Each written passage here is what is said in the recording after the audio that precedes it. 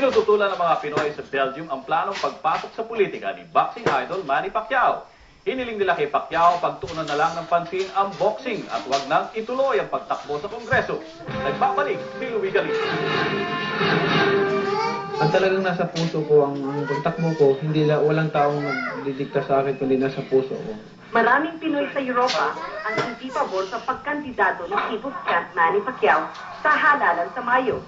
Samahan si Pacman ng mga usapan sa mga urbong Pinoy dito tulad ng pustuyan o chikahan.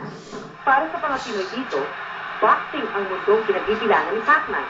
Kaya naman, hindi raw siya bagay sa larangan ng magulong politika. Para sa mga Pinoy sa Germany, dapat ay iwas pusoy na lang si Pacquiao sa politika dahil magiging butaw-butaw ang balik ng kanyang paraha kapag tumakbo siyang congressman sa General Santos City. Ganito dito ang opinyon ng mga kabataang botante sa Belgium. Kung wala raw karapatan si Pacman na pumasok sa politika, mas lalo naman daw ang mga artista. Mag-boxing na lang siya para doon na lang siya hero. Sa election this year. Walang mapapalang gobyerno. Baka magkailangan niya pa rin. Payo ng mga Pinoy sa Europe sa People's Champ, taliwas sa kanyang karta, hindi siya sasamahan ng mga Pilipino sa kanyang laban sa politika. Para sa Balitang Europe, Louie Galicia, Antwerp, Belgium.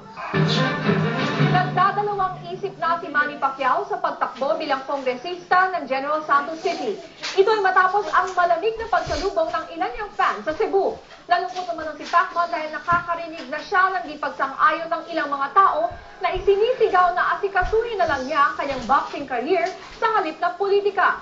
Nagpahiwatig na rin si Pacquiao na nawawalan siya ng panahon sa politika dahil sa pag-e-ensayo. Umalis na